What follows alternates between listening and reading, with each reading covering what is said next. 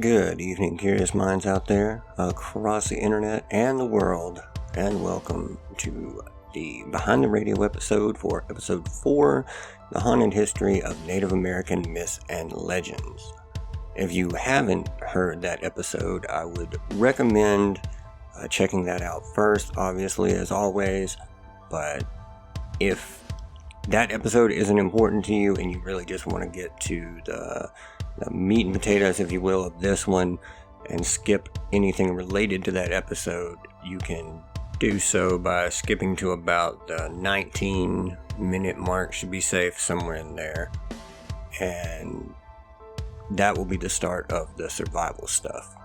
So, got a lot to go over tonight. Quite a bit that I want to cover and share with you guys. Some things I think will be very, very helpful to you at some point, if not in the immediate future, then definitely at some eventual point. I don't feel the need to fully recap the episode or add anything extra to what I said about any of those particular things that we covered in the main episode. I did say that I was going to share a little bit of personal experience on one of those, and I'll do that here in just a moment. But as far as the episode goes, I tried to, and obviously there's, tons of information and conflicting sources and different people's ideas and theories about pretty much everything that I covered. So, I could go on and on and on adding stuff to it, but I just don't feel the need. I tried to make the episode as concise and, accurate as humanly possible for the subject matter, and to give you guys everything that I really had on it that I felt was pertinent in the episode itself. So there's no point in really rehashing everything that we talked about, but I do want to go ahead and share this little bit of a personal experience, if you will, that happened to me in relation to the first entity that we covered in that episode. And then I've got some what I think is very important information for you guys instead of the news that we usually cover at the end of the episode. So be sure to stick around for that, and let's get it going.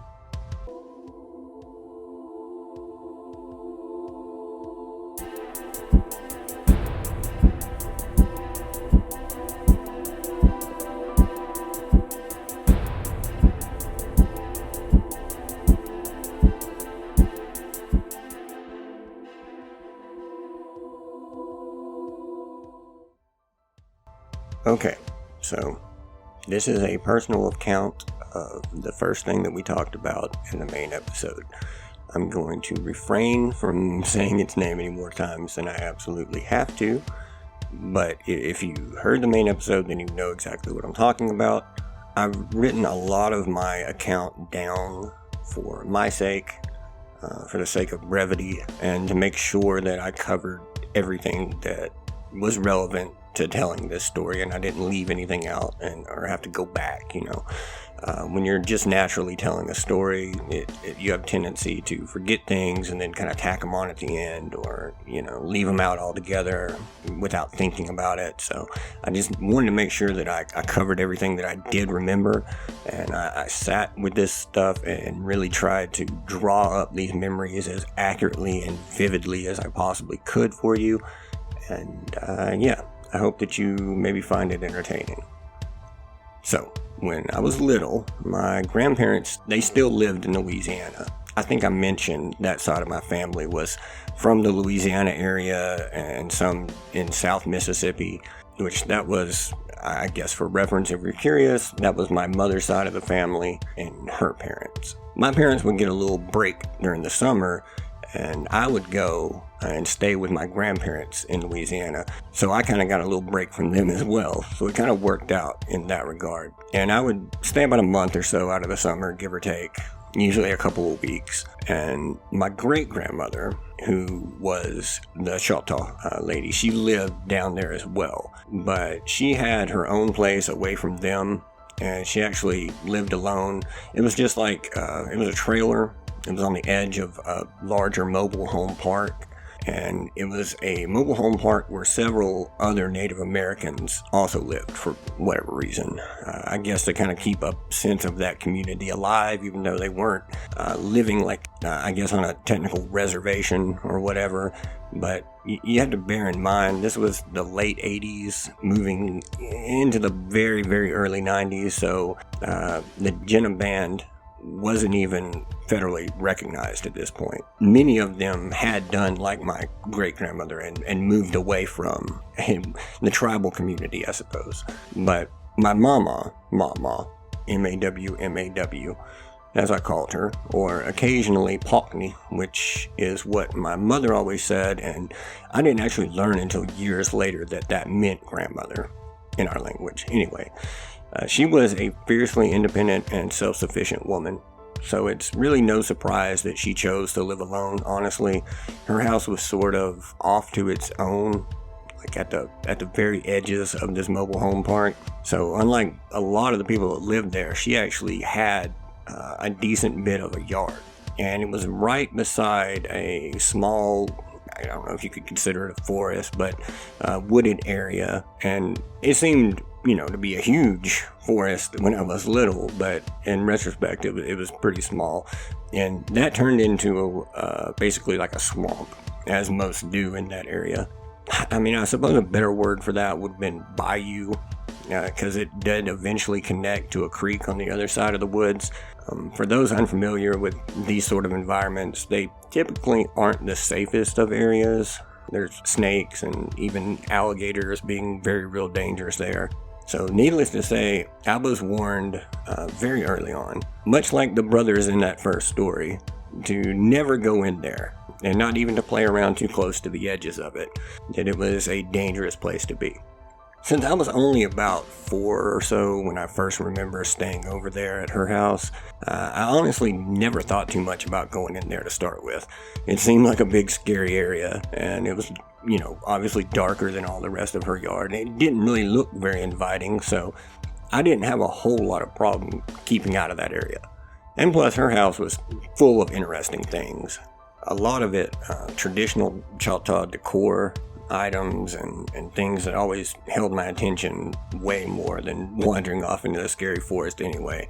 Or we would be, cooking something or playing games. So for many years, it honestly was the furthest thing from my young mind anyway. And there are actually 2 occurrences that I remember, and I can't truly recall which one happened first, to be honest, but I'll start with this first one because they're sort of intertwined anyway, but it actually happened many times, but a few stand out more than the others.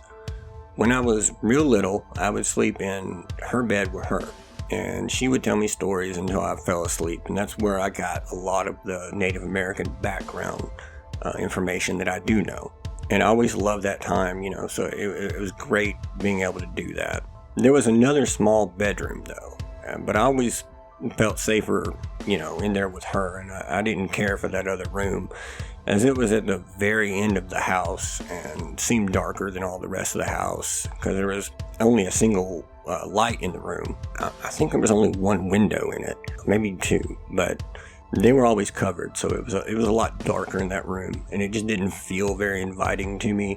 It wasn't necessarily scary. I was just, young, and I had no reason to really want to go in there. As I got a bit older though, probably around 9 or 10, I started to feel braver, I guess, or I just wanted my own space. I thought I was too old to be sleeping in the same bed with her. So I began sleeping in that room most of the time when I spent the night with her, I guess is what I should say, 9 times out of 10. I had forgotten my childhood apprehensions, or perhaps I had just pushed them out of my mind. And the first few times that I slept in there, it seemed absolutely fine. My bravery and curiosity, as well as my boredom, I suppose, was also driving me to explore a bit more and a bit further, including down by and occasionally just a little bit into those woods. at least when I thought I could get away with it. So one night I was playing in the yard and it was getting later and turning dark, and this was my cue to go inside. I also had began to get a feeling that something else was out there with me. I don't really talk about this much, and I'm not sure it really has much relevance to what actually ended up happening, but I've always had I guess you would call it, a sensitivity to spirits.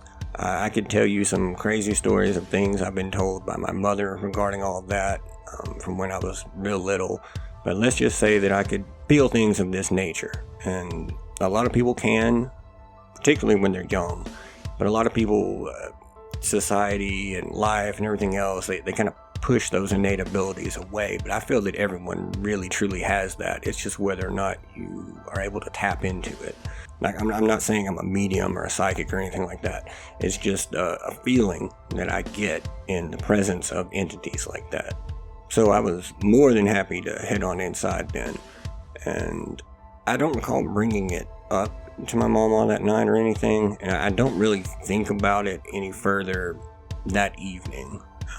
I was distracted by playing cards and talking and eating snacks and all the good, fun grandmother activities. And so the rest of the night passed uneventful, you could say. And even when it came time to head to bed, I don't recall any feelings of apprehension or fear about being alone back there. I'm sure I just did my usual thing and read a book and then passed out pretty quickly. Upon thinking back, I remember it kind of starting to storm at least while I was reading, but it wasn't too bad, and it really wasn't even an issue back then. I was over any kind of childhood fear of lightning and storms or whatever, and I never really had much of that to begin with. And plus, I tended to sleep better, and still do, with the sound of rain anyway. The lightning and the thunder would occasionally jar me awake, and if only for a brief moment, dispel the darkness from the room. But for the very far corner, which was closest to the door and away from the two windows. And I'm sure that happened a few times during the night, but I would just fall right back to sleep. And then I remember waking up again, except this time I wasn't able to pass right back out, because I was hit with like an overwhelming feeling of fear just out of nowhere. And it was accompanied by a strong sense of dread and the feeling that I wasn't alone in the room any longer. I would just lay there, frozen, afraid to move or speak, just waiting for another flash of lightning to come and better light up the room around me so that I could at least check the room a little bit in hopes of easing my fears and proving to myself that I was in fact alone and had nothing to fear. Each time it flashed, I would scan the room, searching the shadows with squinted eyes, just straining with all my might to take in all that I could each and every time. My eyes kept drifting to that dark corner though, the lightning just not quite bright enough to fully illuminate it. Even on particularly bright flashes, it seemed like a shadow remained. It would take several of those flashes before I slowly came to realize that it was, in fact, lighting that corner, except for a single shadow, at least, and that shadow was actually in the shape of a person. Very tall, nearly up to the ceiling, very thin, seemed to almost fit within the corner itself, and motionless. As I laid there terrified, my mind raced over everything that it could possibly be, and anything I could think of to excuse it away. Which was about the time that, like something straight out of a damn movie, the lightning filled the room again, and as the light spread around, my eyes were immediately drawn to that corner, but the shadow was gone from it. So, felt okay. Right? Maybe it just didn't get bright enough before and it was just shadows there. But any momentary sense of relief that I had gained from that, it was immediately drained from my body upon realizing that it was because that shadow was now standing directly at the foot of my bed. And for a split second I was frozen, which is a fear response I've only felt a few times since that moment. The second my brain came back online, my feet immediately engaged, and I shot out of that room and into my mama's. I never went back into that room after that. Even when I was older, I chose to sleep on the couch. Anything to not sleep in that room. And the second instance that I had there, is a little bit less dramatic, but it was still very jarring to me at the time. I just remember playing outside there towards the edge of her yard, right about where it met the woods. I was just starting to get more comfortable with the woods being there and not so afraid of it. And this was right about the time it was starting to get dark. Again, this was like midsummer, so it was probably getting close to 9 or so in reality, but it didn't seem that late. I just remember something in the woods near the water had gotten my attention. I remember staring into the woods and feeling like I was being drawn out into them. And I don't recall walking at all.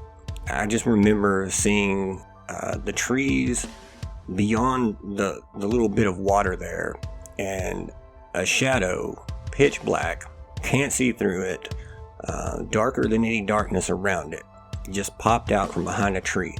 And I remember feeling completely frozen again. And that's about the time that I realized that I was actually standing about 10 feet into these woods. And I looked around. I remember looking back towards where I saw it, and it wasn't there. And then at about the same moment, I felt a hand on my shoulder. And this was my grandfather's. They had actually come to pick me up, and they couldn't find me, and they said they were calling for me, but I never heard any of that. I didn't even hear him coming up behind me, and he is a very large man. It's where I get my height from. I don't recall them saying my name. I didn't hear any of that. It was just silence to me when I was like staring at this thing. So yeah, a little less, I guess, scary and slightly less eventful than the first story, but it's still something that stuck with me.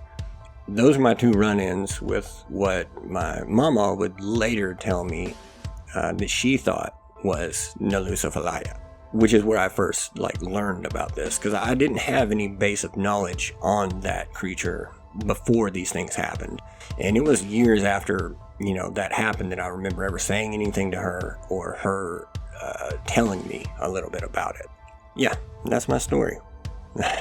Both of them. Totally true. I tried to include as much of my memory details as I could draw up, and this was a long time ago. Definitely those instances both stuck with me, and there's several more, but I don't want to make this, all story time. I've got some other very important things, in my opinion, that I want to get to tonight. So no real news that I feel the need to go over at this point, aside from the coming eclipse. I've been trying to ignore the hype about it and not buy into it too much, but the more I looked at things, the more concerning it's become to me. And I don't want to get too far into it or tell you all the things lining up that make this potentially, I'll say, a big deal. I would rather just prepare you and to just freak you out for possibly no reason at all. Time is already short, and if you follow these sorts of things, then I'm sure you've heard enough about it already. So instead, let's talk a minute about basic survival. It's good to know regardless of what does or doesn't happen on Monday, and you stand to lose nothing by being prepared anyway. I'm going to go over a few things, and then I'm going to give some added details on some of it. If you want to go ahead and grab a pen and some paper, if you're able, or just save this podcast episode if not, and do it when you can. I think this is stuff that's worth writing down and keeping and acting on to the best of your ability. And if this eclipse has already come and gone by the point that you're listening to this, then I assure you this is all still good sound advice, regardless of what the situation, the impetus is for needing this kind of information. It's definitely good to have. So I'm going to go ahead and get into that now, and I'll see you in a second.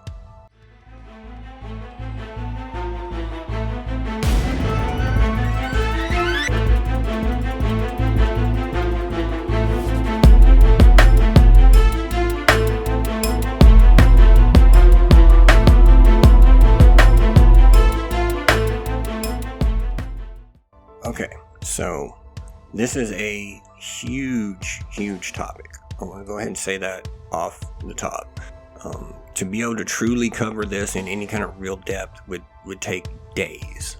But I do want to give you just kind of a loose working idea of some things that you can do, a couple of strategies, some information that will no doubt be helpful to you at some point in the future, be whatever the situation is. like I said, I'm going to go over some stuff and then I'll break things down a little bit more as we go.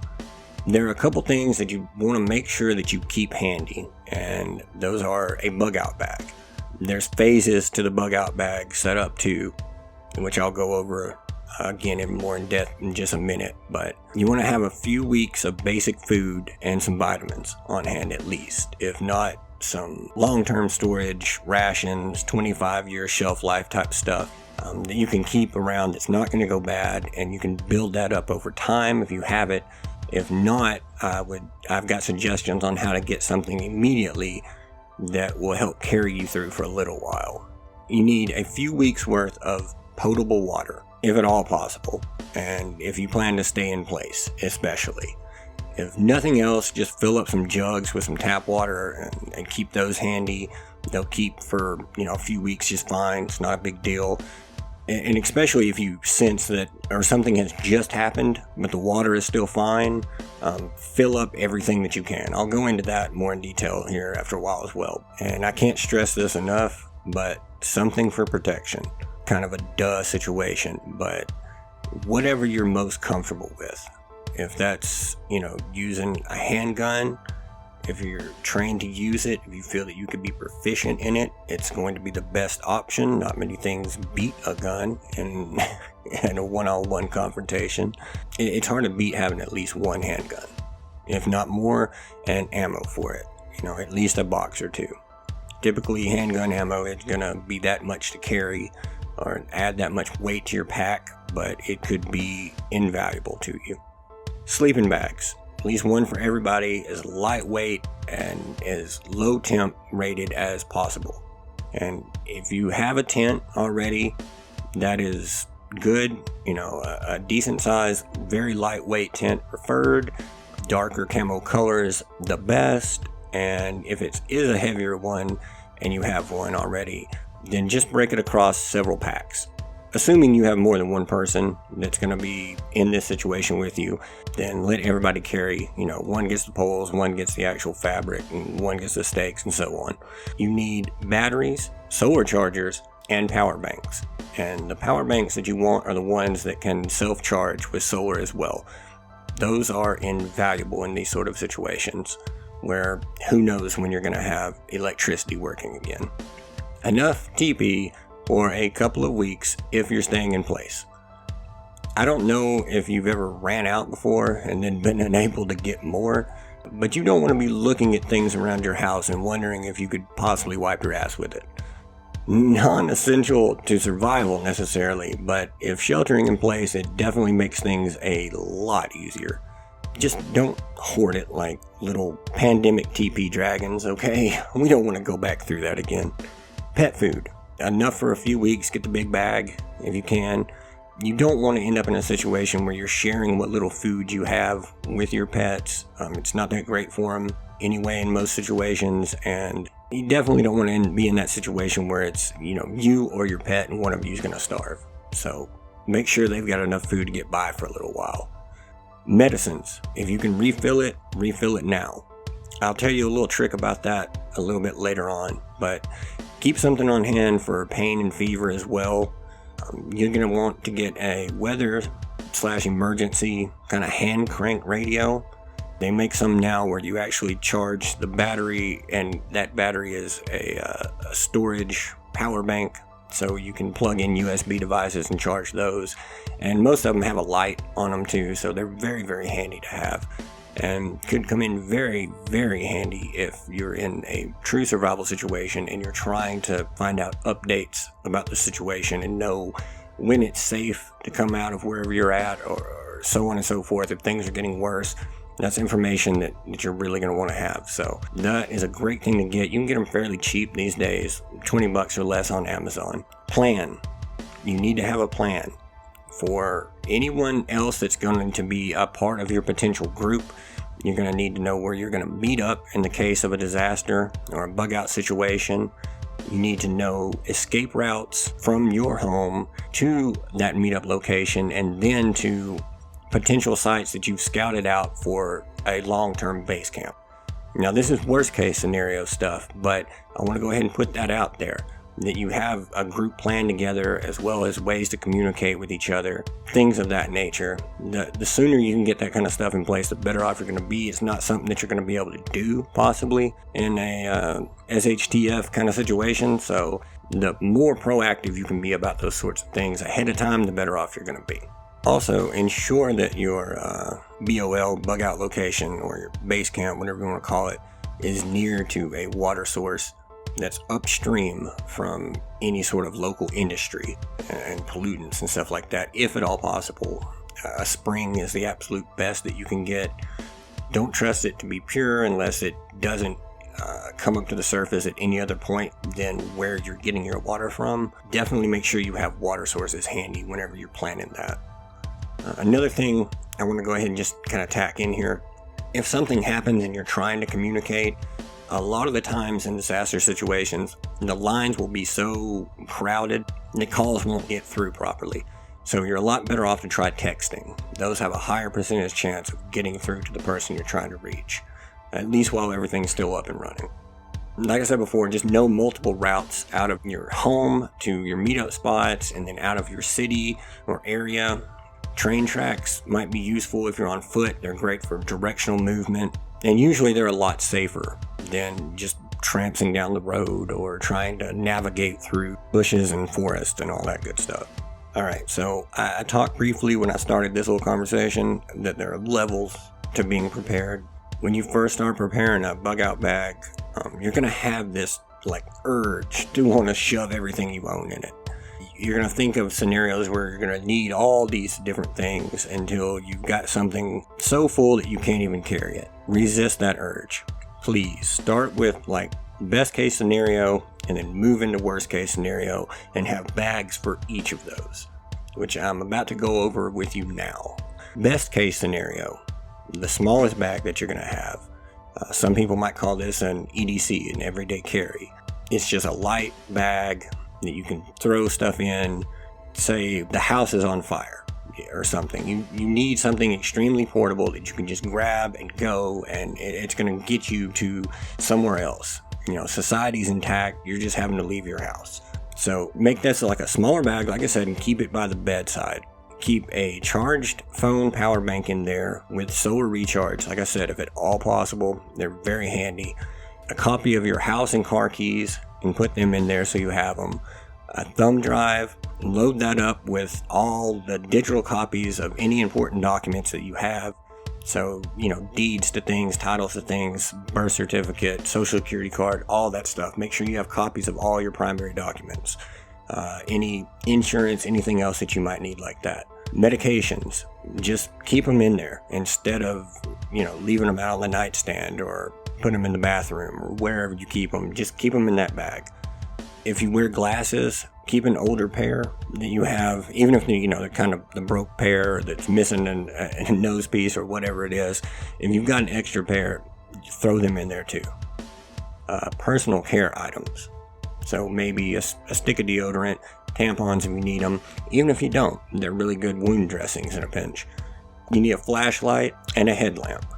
I say both, and batteries for both of them. Multiple settings on the headlamp is advantageous.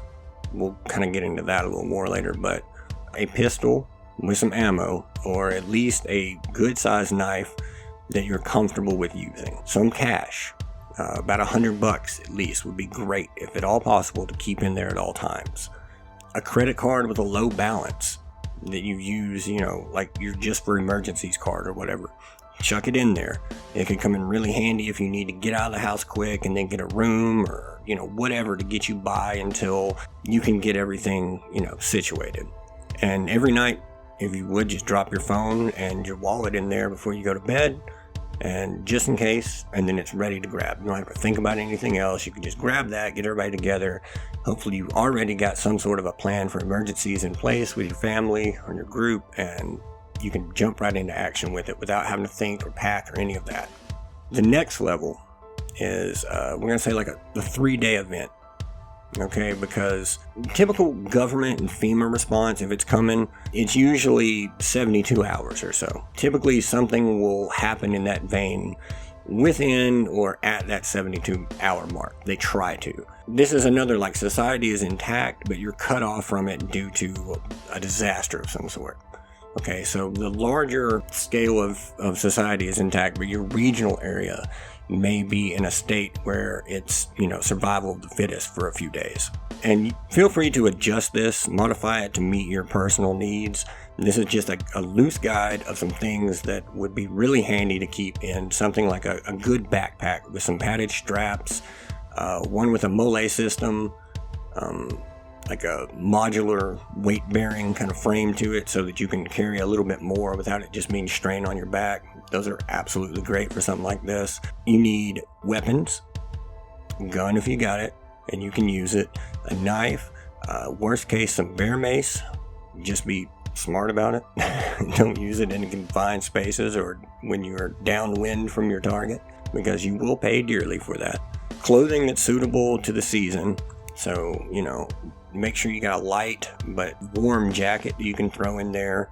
Extra socks, underwear, keep stuff like that just in there if at all possible. A good poncho, good thick plastic poncho. You're going to need a canteen for drinking that you can preferably strap to you in some way. Large capacity but lightweight. A collapsible cup isn't bad. That way if there's more than one person trying to share that same vessel, you've got, multiple drinking options. You need a life straw. Everyone needs at least one life straw. I would even put one in the other bag, in the first bag.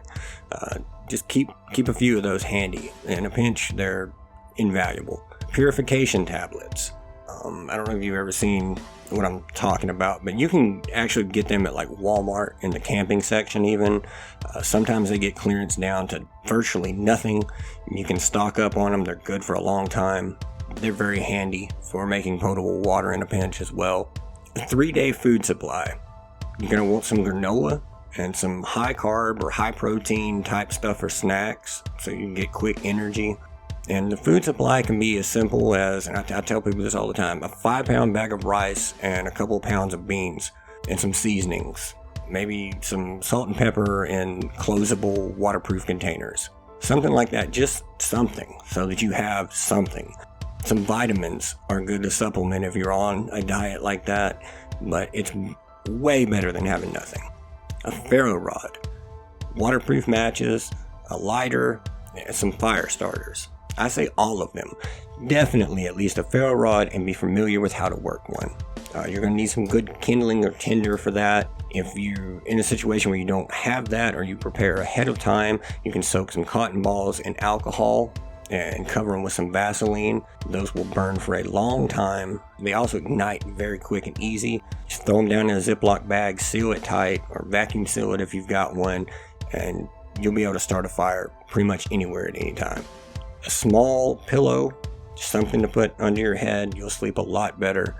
A thin sleeping bag, some solar blankets, you can get those very cheap, again, probably at Walmart in the camping section. Cost virtually nothing, and there's so many uses for them, so stock up on those whenever you can and keep a few in your bag. 2 pairs of gloves. One, they're good and thick, just for warmth mostly, and then a solid pair of work gloves. They'll save your hands a lot of trouble, especially if you're clearing brush or getting through thorns, stuff like that. Establishing your base camp, if it comes down to that, it's just something good to have to protect your hands. Flashlights, batteries, glow sticks, headlamps. Got to be able to know where you're going and what's safe and what isn't safe, and those items all very important for that. A bar of soap and some hand sanitizer. Lord knows what you're going to encounter in these kind of situations, and you don't want to potentially infect yourself or others around you if you can help it, because any sort of medical assistance is probably not going to get there for a while. A toothbrush, some toothpaste, a couple of rolls of toilet paper. If you want to vac seal them, that's even better because it takes up less room. You'll need a good small first aid kit, any medicines that you have, fever reducers, throw some Benadryl, some sunscreen, some anti-itch spray, some disinfectant, stuff like that in there. Smaller containers so that you have room and it's not weighing you down a ton, because remember, this is just 3 days. That's what you're hoping for anyway, so Just stuff to make sure that you can get by and triage wounds effectively in that time period. Some 550 pound paracord. Amazing stuff. A million uses for it. Keep it on hand. Some zip ties. Those are super handy. 2 tarps. At least 2 tarps of at least a medium to heavy duty thickness. And a hammock for each person if possible. These are kind of extra ancillary things, but they're going to make, if you have to be out away from your home somewhere, it's going to make things a lot more comfortable. A multi-tool, a good multi-tool, definitely put one of those in every bag you got. They're great, million uses for it, that's why they call it a multi-tool. And you'd be amazed at how many times you're going to use that. A good fillet knife with a locking cover is also really handy to have in there, just in case. That's definitely more the long-term mag stuff that we'll get to in a minute, but those are great to have on hand. A power bank with solar recharge capability, your personal care items, like we talked about in the last bag, a local map of your area and surrounding areas, a compass or a sat GPS if you've got it, a thumb drive with all your documents again, a finger saw. Those are very, very handy. Put a small grooming kit with some tweezers in there in case you're going through the woods. You're going to want to get any kind of ticks and stuff like that off you as quickly as possible and as efficiently as possible. A good bushcraft guide. You can get a small little paperback bushcraft guide. I've got one in particular that I recommend. I'll link to it probably on the Facebook page so you guys can grab that if you want, if you have time. Especially if you're not familiar at all camping or survival stuff. There's a lot of good information in it that could definitely help you out in these situations. You need a good cook/eat camp set with some foldable utensils. You never know when you might need that, depending on how widespread the emergency is. Clothespins are great. Put them in all your bags. They're good to hang wet clothes up. You don't want to be wearing wet clothes. You want to get those off and dry as quickly as possible, and that gives you a quick way, along with the paracord or rope that you have, to string those up and clip them on and get them dry. Whatever you need personally, just make sure that you can carry it while you're hiking. Like I said, a bag with a mole system is really helpful. That's modular, lightweight, load-carrying equipment, for the record, in case you ever wondered what that stands for. A good tactical bag will have those. You could probably find one fairly decent price. Just don't go too cheap, because it's life or death in these kind of situations. You want to make sure that everything you have works every time that you need it to work, and then it's durable and everything's not going to fall out of your bag. You also want it to be comfortable, because if you can't carry it, then you can't move and it's useless to you. The next one we're going to talk about is the SHTF bag, or bags. If you've got multiple people in your group, hopefully you do, it's a lot easier to survive. Then you're going to want everyone to have some of these things broken down across everyone's bag, but everyone needs at least some basics in it. And a great bag for this is like a tactical duffel. Emerald Stock makes one. I think it's called the Hercules. It's kind of pricey, but it's a great bag and it will last you forever. It's like $330 or so probably. There's also, like, if you're on a budget, you might want to go with something like the Plano heavy duty sportsman's trunk, I think is what it's called. Those are only like $50-$60, but they're watertight or water resistant. At least they've got wheels like the other one, and it's a lot easier to move all that stuff if you can pull it behind you reliably and keep it protected from the elements. Just something to consider. So this is for society is crumbling and we're on our own. There's no definitive word on when things will return to normal. And I'm going to talk more about the situations that I'm kind of glancing over here in just a minute, but this is something to keep in your worst case scenario bag. Everything I mentioned before, okay? All those things. They have their own bags, you can carry them, but you'll need both of those bags. Plus, ideally, at least if you don't have a tent in another bag, then you want to at least have one lightweight tent in this one. Or, like I said, break it down between a few. 2 or 3 heavy-duty tarps. A camping cookware set, Throw you some travel salt and peppers or some seasoning stuff in there too, so that you're not eating the same thing every night, and you can kind of season food that may not be what normally you would think of as delicious. You can at least give it a shot to be able to get it down, because you're gonna have to eat. A camp or a rocket stove are really great for these kind of situations. There's multiple different configurations. Don't get one that needs like fuel. That's, in a worst case scenario, good luck getting fuel, and they're heavy, so just get something that you can use with a fire. Rations, camp food, Cliff bars, protein bars, granola, whatever you can put in there and keep the weight at a movable level. 5 pounds rice, 5 pounds beans in separate packs to lessen the weight, if nothing else. You've got to have something that's going to sustain you while you figure out other options. So don't go into this thinking you're going to stop at McDonald's on the way out. This is, again, worst case scenario. For a base camp setup, this is what you're going to want to have with you. And there's so much more to this. And I'll talk about this more in detail in a minute, but definitely will need like a few dollar store solar lights, or some glow sticks at least, to mark like the edges of your camp or any dangers, at least for the first night, until people get used to walking around at dark there. A few bottles of dish soap, antibacterial dish soap if you can, with the little flip top so that it does secure down and doesn't leak in anything else. Maybe throw that in a Ziploc just to be sure. Some TP vacuum sealed, as much as you can fit in there. It won't last, but it's very, very helpful, especially at first, until you get a feel for things, or you can potentially resupply, or you get past the point that it matters. It's very good for getting over that initial shock, at least. A fishing kit with hooks, line, bait, maybe a mountable reel that you can just slap on any kind of pole. It would be really, really helpful, but it's optional. Foldable, tubular camp chairs or stools, if the weight allows. If it's light enough and can get small enough and you can bring it, those will be very, very handy to you, and you'll be very glad you have them, because not everywhere will you be able to find somewhere that is appealing to sit down or comfortable, for sure. Small but sturdy foldable shovel, and SOG entrenching tool is a great choice for this. There's several companies that make these, but you just need to really make sure that it is going to be strong enough and not a cheap piece of crap that's going to break the first time you try to put it in the ground, because you're going to use this shovel quite a bit.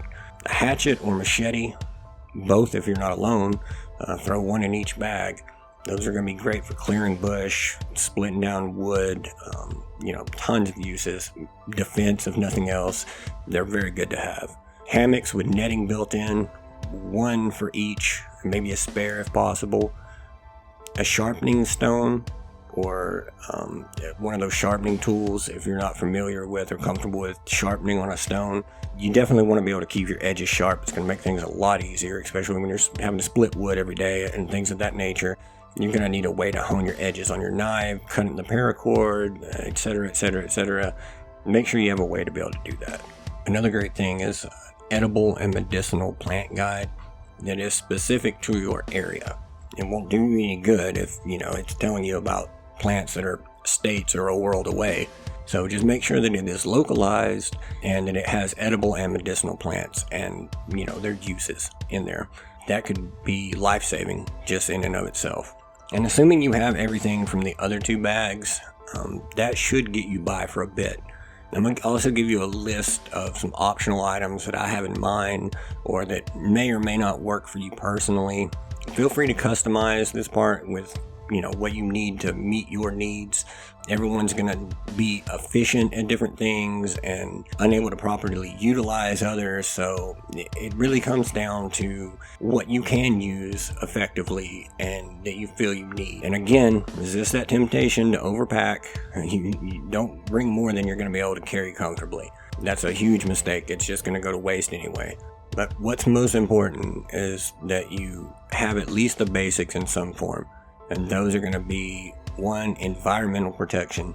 So clothing that's suitable to your environment, some sort of rain coverage like a poncho, good waterproof hiking boots or shoes, that you can wear comfortably for extended periods of time, that you feel like you can hike a good distance in without getting blisters.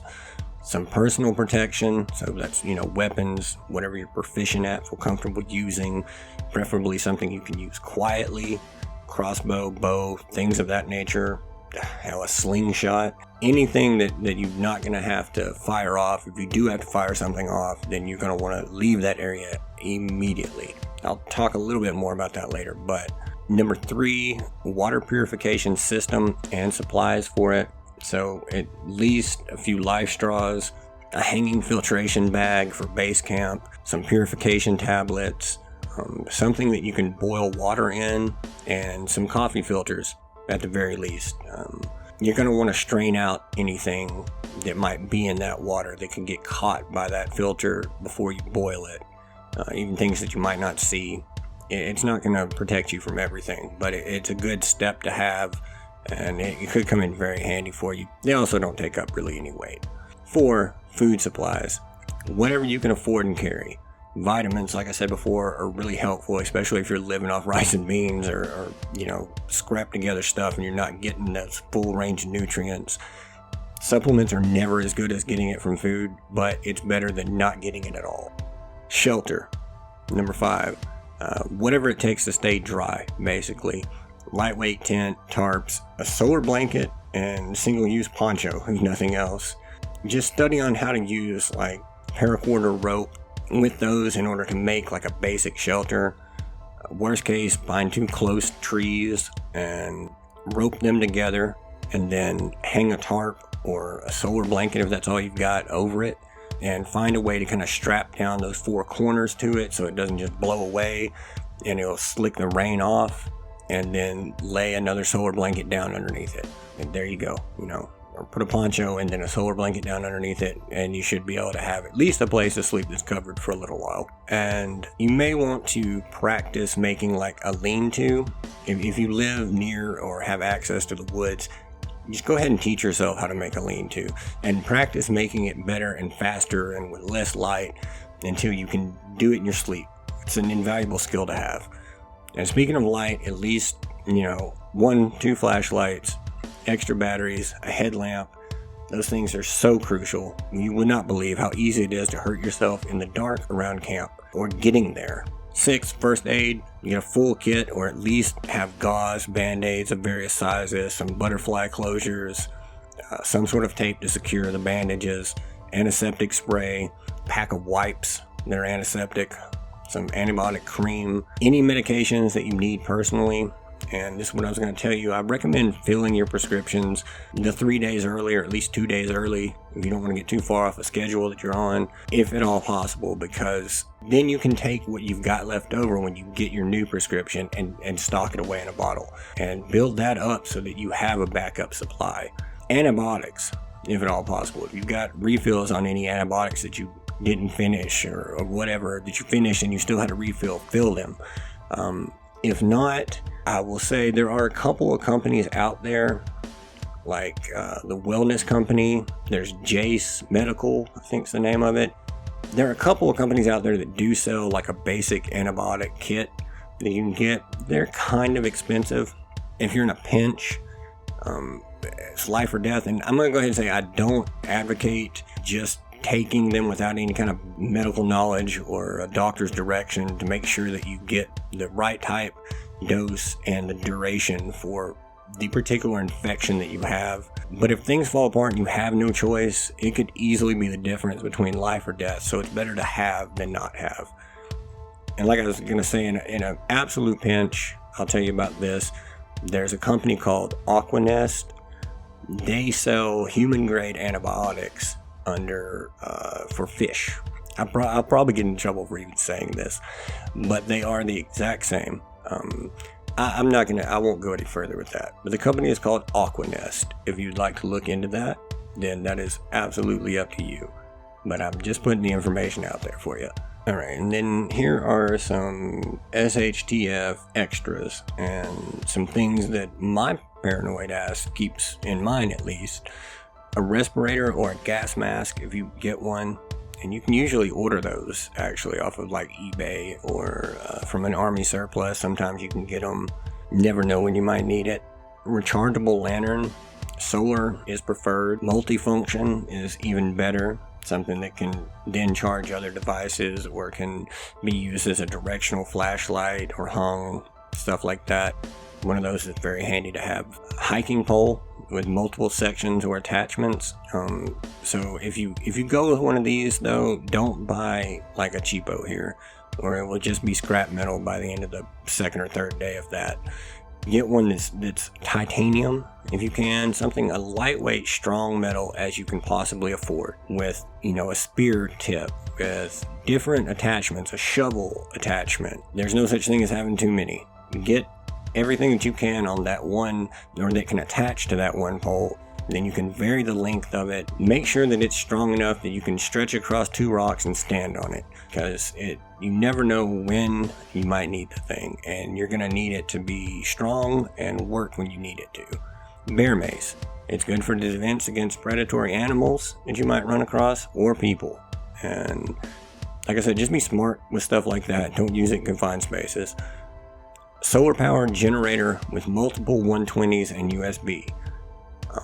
That's great, especially when society hasn't completely fallen away and you need to charge phones and you need to have these other elements ready to go, or even for if, worst case, but you have the tools, but they're electrical tools to start rebuilding or build up, a bigger, more improved base camp. Having something like that where you can power those devices, great. Lockpicks and practice locks. It will help pass some of the time, if nothing else, but it could be the difference between accessing the supplies that you need, or going without, or securing shelter, or not having shelter while you're on the move. There are plenty of worst case, scenarios where this skill could be useful, if all else fails. Learn to use them as soon as you can, because it takes a lot of practice, and every lock is going to be a little bit different. So learn what you can while there are actually teaching tools out there, and internet guides, and there's YouTube channels dedicated to it. Learn as much as you can as soon as possible. It's not something you want to try and figure out at the last moment or realize that you can't do when you need it, but they could be very, very handy to you. I keep paracord wrapped small to medium-sized throwing knives. Even if you can't throw them now, what better time to learn than the end of the world, right? Plus, they can be fashioned to a pole or a small straight branch and used to spear small game, frogs, fish, if you're good, stuff like that. Could be very handy. Yeah, with a little bit of practice, you'll get pretty good with those, and will be useful to you in the long run. They also don't weigh a whole lot. You can stick them in a pocket on your pouch and run with it. Some canned heat / sterno cans. There's many uses to these, and they can be very handy in a pinch, or if you're stuck inside shelter due to rain or snow and need to prepare food or stay warm, or for stealth. If you can't have a fire, you can't have the smoke or the light at that time, you can light one of those. They don't really put off any significant light. They're not going to give away your location, but you can get what you need done with it. Hot hands and foot warmers, very light. You can throw several into a small space, and especially if you live in like a cold environment or it's winter where you are, they can help prevent frostbite if nothing else. It doesn't beat a great jacket and some gloves, but as a last ditch measure of bringing your hands or keeping them from getting frostbitten, they can be very, very handy to you. On the other flip side of that, some mosquito spray. If it's summer, you're going to be in, deep woods or by water, hopefully, because you're going to need a water source. You're going to be near water. So some mosquito spray is pretty helpful to have around. Ziploc bags of various sizes. They're great for keeping things dry, keeping things separate. A sowing kit, a seed kit with a variety of heirloom non-GMO seeds. I've actually got one from Pure Pollination, not a sponsor. But, if you guys want to holler at me, I really like what I've used of it.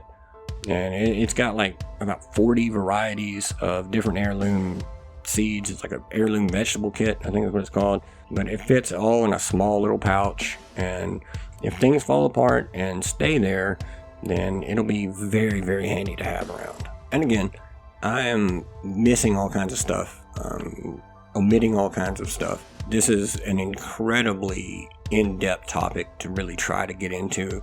I'm barely scratching the surface with everything that I'm sharing today. I would encourage you to look more into it. There are tons of resources. Go for the more vetted ones, because there's also a lot of idiots out there that are going to tell you really bad advice. Learn up on this stuff as much as you can. You know, no matter how great you think things are or how well you think our society is going to continue just fine, things happen. All societies fall eventually. So, especially in the topsy-turvy, crazy world that we live in right now, it never hurts to be prepared. Worst case, you have all this stuff and your next camping trip goes great. And you have the ability to go camp anytime you want. You know, if you really need it, then it's going to save your life. Always better to have and not need than need and not have, right? Which brings us to part 3. Worst day ever. So the S has hit the F. What now? Well, option 1, you can bug in /lock down. If it's safe to do so, shelter in place and double secure all the windows and doors. I mean, your supplies are already there, any vehicles and pets and loved ones, and it eliminates the issues that will begin to pop up very quickly if you're having to transport everything that you need and finding somewhere else that's safe. So if it's possible, if you feel that help will come and that you're not in immediate danger where you're at, I would recommend your first line of defense be sheltering in place. Tape some plastic over the inside of the windows if possible. Board them up if you have the means to do so. Study your maps. If you haven't already done this, you should already have a plan in place. But if you haven't, study your maps as well as your communication options and get an escape plan together ASAP. That needs to be the first thing on your list. You need to do it well before. But if you haven't, right now you need to figure that out. If the water is still on, when you realize things are coming off the rails and it's still safe to drink, then you need to fill every jug, pot, bottle, anything you can dump out, fill it up with it. The whole time you need to be preparing mentally for getting out of there if it comes to that. Wait for help, but prepare to leave. And stay tuned to that emergency radio for instructions or information that you might need. Know when you need to leave and be ready to do so. Regardless of how prepared you are to start with, it's not going to last. So know that. If you are sheltering in place and it's like a big apartment complex or something, I hope that by now you have seen the value of meeting your neighbors, and you can hopefully get together with some of these people that you trust. You guys can work together in some way to fortify the larger building itself and kind of establish, a tight little community there. That'll help you carry on a lot longer as a group than as just one person. Option 2, it's time to go. A little bit of bug out 101 here for you. Now, by this point, you should have bags ready for this. And again, don't bring more than you can comfortably carry for a mile or two if you have to. Remember your escape plans, meetups, alternate routes. If possible and it's safe, then, put what you could carry out of it, maybe a little extra, into your car and leave with it. Roads are going to start getting more congested and harder to travel on as time goes. So the sooner you can leave, if you're leaving by car, the better off you're going to be.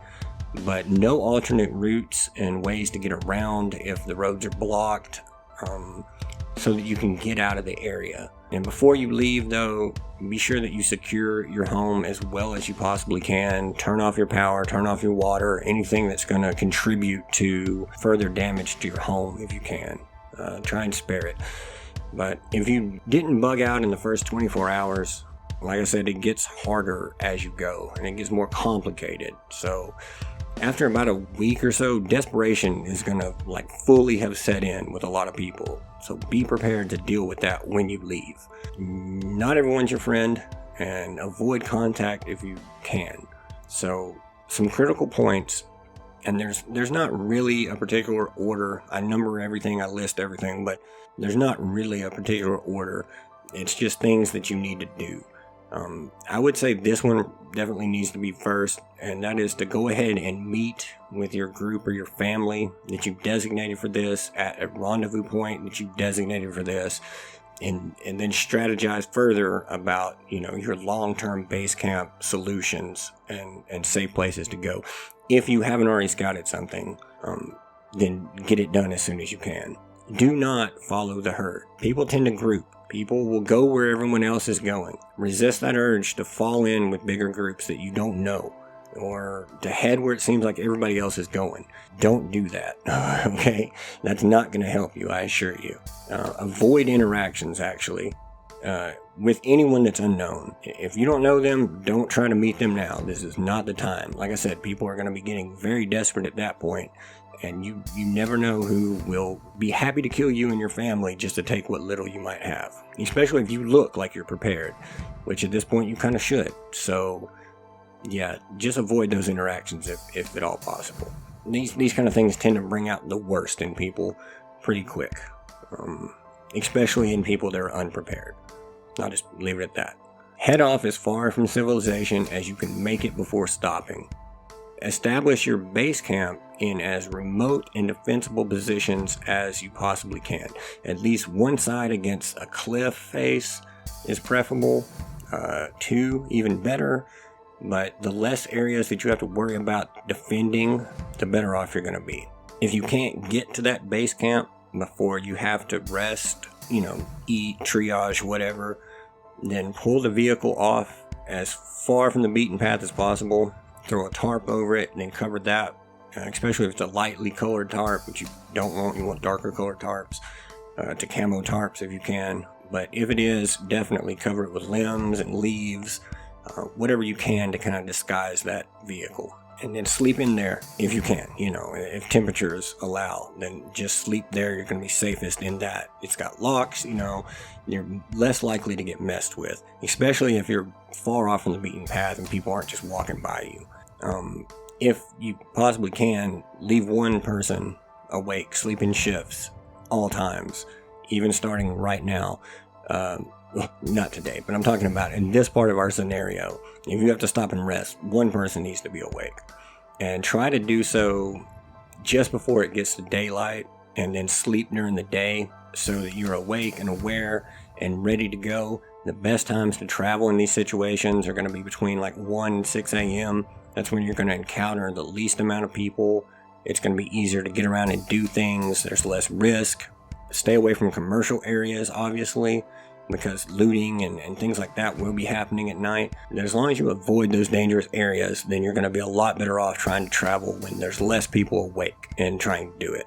If you're day camping outside, don't start a fire unless you know how to do so without it bringing out a lot of smoke in the air, because that's going to be a dead giveaway to you. It's going to give away your location, and you don't know who might be looking for something like that. Eat all the ready-to-eat foods that you have that you don't have to build a fire to cook, or use the canned heat / Sternos that I talked about, or use one of those alcohol-fueled rocket stoves. Something like that that's not going to put out a lot of smoke or anything like that. Be prepared to go mobile at a moment's notice. Every second counts, and then get moving again as soon as possible.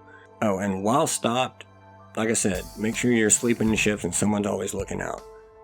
And I didn't bring this up because it's getting into advanced tactics, and I really just kind of wanted to hit the essentials here. But if you planned ahead and you set up a cache, don't forget to grab that if room / load weight allows it before you leave that area. And that would be the area I would advise you to go to first, especially if you're heading out of the area altogether. So make that where you stop and camp, grab that stuff, and then go. For base camp, and again, there's so much to this, but I want to just quickly cover the basics with you so you have an idea of some of the most important parts. Again, study up on this stuff, learn how to do things. It's going to be invaluable to you at some point in your life. If nothing else, to get out in nature and make you feel way better, spend some time out there. Knowing how to do these things, you'll be a lot more comfortable. Good knowledge to have. First, when you get to a base camp location, go ahead and dig a latrine. It's going to probably be that time for many of your party at that point. And you don't want to be stumbling around later in the dark and trying to dodge the deuces. So go ahead and get that done right off the bat. Points on that is to choose a spot that's at least 50 yards from whatever water source you're going to be using, that's downwind and downhill from your base camp. Dig it fairly deep, but fairly slender, and make sure that it's at least 6 feet above the water table depth if it's known or if it's at all possible. And then pick a spot that's obscured naturally by bushes and a boulder, trees, whatever you can to kind of give you some natural coverage and prevent you from having to hang up like a privacy cover or something like that would give away your location easier. Find an adequate size flat rock for a cover on it and keep it covered at all times. You don't want to step in it. It keeps the smell down. It's going to help you out. Stick some teepee in a waterproof container near it.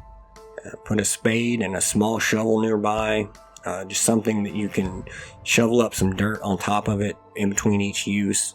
That's also going to help keep, contamination and smell and everything down. Put a thing of hand sanitizer in with the teepee. If you got it. It's going to help prevent bacterial spread around the camp, keep people from getting sick and spreading it. You don't want dysentery, stuff like that. So very handy to have on hand. Establish shelter is point 2. If you haven't already, kind of meant to mention this first, but whenever you get stopped, triage anyone in your group that has any injuries. You've got the medical kits.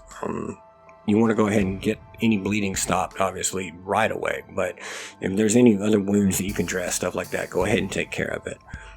3, water sources. Water flows downhill. It's obvious, but it's worth stating. You want to camp near the water, or in an emergency situation, if you haven't been able to scout out an area first, look for trees and plants that favor water. And let that kind of guide your direction towards where you need to go to find the water. There's a ton to consider about water, but just bear in mind that the larger the waterway is, the more time that it has to pick up pollutants. Purify all water in some way. The only water that should be remotely considered to be clean is coming directly from the mouth of a spring, and one that has not been exposed to the surface at any other point. Since that's kind of tough to determine in a lot of cases, it's really best to at least boil even that water. Food. Number 4, prepare a single area for food prep and cooking and eating if you're able to. Make that upwind from the latrine. You don't want to be smelling that while you're trying to eat. And away from camp, especially if you're worried about bears or, any other kind of dangerous animals being attracted by the food. You don't want that to be right in the middle of your camp. Dig a good fire pit, line it with rocks, put them all around the edges. It helps prevent people from stumbling in. It helps contain the fire so that the embers don't get out and set other stuff on fire. Set up or build a rig that you can suspend pots over it, if at all possible, or at least lash together like 2 tripods out of sticks on each side and a stick across, like use green branches that aren't going to catch fire. That'll give you something to put food on to try and cook it, hang pots from, stuff like that. Begin setting up traps away from camp as soon as you possibly can, and then mark those on a map. If you have to hand draw a map of your camp area in relation to where these things are, know where your traps are and establish who's going to check on them and the frequency to check them. Those are going to be very useful to you in catching small game and keeping the food supply up. Establish an area and a method for cleaning up any dishes. That's where your dish soap's going to come in handy.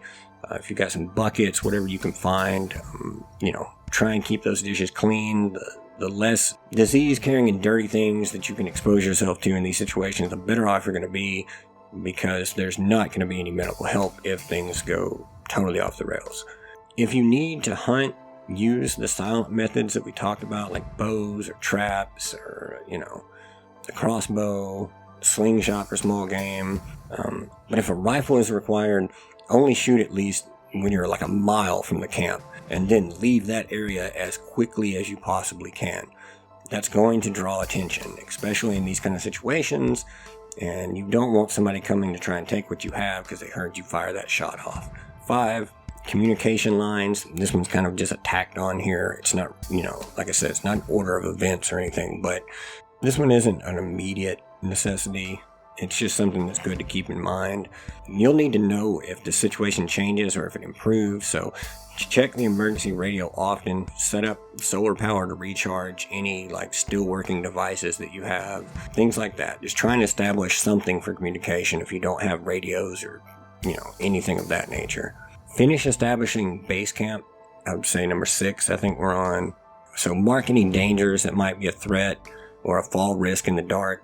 Throw some glow stick down by, anywhere you don't want to go around the camp. At least for the first night, they're very low light, but they're visible if you're close to them, and they kind of help to program the no-go areas into your mind until you, get a memory of where everything is and where anything that you might get hurt on in the dark is. Good for stuff like that. Establish the best places to keep watch from and a vantage point so you can look for if you've got people coming to join you, or just keep an eye on things, and consult the group on escape plans and tactics. Look at your defensive options. Set regroup locations if people get scattered. Keep your lights to a minimum, especially in the line of sight. If it's going to be if you can see it at a distance, then no light to very, very minimum light, or use red light whenever it's possible at night, because it's less visible. The range doesn't go nearly as far, and the human eye has a harder time detecting it, so you're a lot safer using something like that and giving away your position. Extinguish your fire before you go to sleep. If it's absolutely necessary for heat in a very cold environment, then you would be better off to dig out a space the size of your bed, or to fit 2 sleeping bags, however many people, whatever you're trying to do with this. Make it about 2 feet deep or so, and then take the fires from the coals from the fire and line that area, and then cover that up with a couple of inches of dirt, just to where you can feel the heat, but it's safe to touch. It doesn't burn your hand. You can leave your hand on there for a while, and then put whatever your most fire resistant bedding layer you've got down on top of that, and then sleep on top of that for warmth. There's a learning curve to that little trick, definitely, but especially if you've never done it, but it's far, far safer than a blazing fire if you're in a stealth camping kind of scenario. Equip every able party member with an emergency flashlight and some form of weapon and a whistle, if at all possible, for signaling defense. You're going to need everyone to be able to alert everyone else if anything does try to come into the camp. Speaking of, be sure you sleep in shifts still. One person always on watch. Keep an eye out for animals, intruders, whatever may be out there. 7. Once your location is proven to be relatively safe and defensible, go ahead and build out your camp to meet your needs then, but always keep defense and retreat in your mind. Avoid supply runs if at all possible. If it's absolutely necessary, do so before it gets absolutely dire. Never send people out alone, always at least 2 people in a scouting group. You want somebody to have your back and be able to watch for you. 8, if you haven't already, establish a chain of command based around aptitude, ability to stay level-headed, and knowledge base. The last thing you want is people bickering and trying to take group votes if things go sideways. You need somebody, that is the final word on things, that can say, okay, group, we're doing this, and then people will move. And they need to be the most capable and knowledgeable one in your group. 9, establish and share skill sets and knowledge. Just because one person in the group is a doctor or has a particular skill, it doesn't mean something can't happen to them. So let the most knowledgeable in each discipline or area kind of teach everyone else what they know to as many people as they can whenever they're able. The most well-rounded group has the best chance of long-term survival. Every skill is important. Learn everything you can. You don't have a whole lot else going on.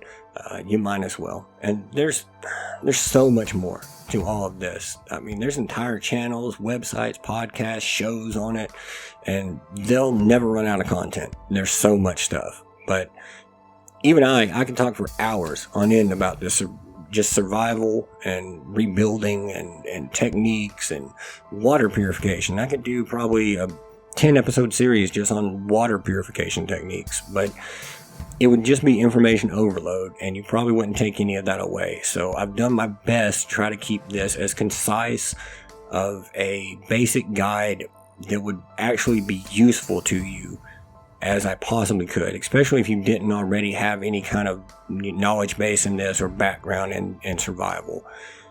And these are just, I know there's tons of things that I've missed, so I'm going to go ahead and encourage you guys to study up on this subject as much as you are able to, as soon as you can. Take notes, try to practice what you can of it. If you got a good tip, or you notice something that I missed in this that you think everybody needs to know, throw that in the Q&A of this episode, and I'll make it public so that everyone can see it. Or put it on the Facebook page. I'll make a post about this show. Throw it down there in the comments so that everybody has at least a stopping point. Or join our Discord. We share all kinds of great information over there. We'll pin your comment if it's got something that's going to be useful for everybody. Be happy to pin that up. I'd love to have more stuff like that around and more people to join that discussion. So that's pretty much all that I've got for this episode. It was kind of a long BTR, admittedly, but there was a lot that I felt that we really needed to cover, just in case. And again, I'm not saying anyone should be that freaked out about anything in particular right now. I'm just saying it's better to be prepared. Before Monday, I would go ahead and make sure you have some sort of basic food and water, and at least the second line of defense for emergency situations. Again, one of those things that's just better to have it and not need it. Yeah, I guess that's pretty much it. I don't want to keep boring you guys with this if you're not that interested, or give you too much information for it to all soak in. And I really do appreciate you guys tuning in for this one. I hope that you learned something from it. I hope that it becomes valuable to you. I hope that you don't need it, obviously. But if you do, I hope that in some way it helps some of you. And I hope that you guys have a fantastic night. I'll be back with you again. One more episode next week, and maybe a BTR, I believe, and then we're going to be going on a break for a little bit. Not a super long one, but a couple weeks. We got some things that got to get in order, and it's that point of the season where we usually take kind of a, middle of the road break. So, yeah, you got that coming up, but I'll try and keep getting some sort of content out there for you guys. Thank you again. And as always, I'll talk to you guys again real soon on the next Clandestine Radio.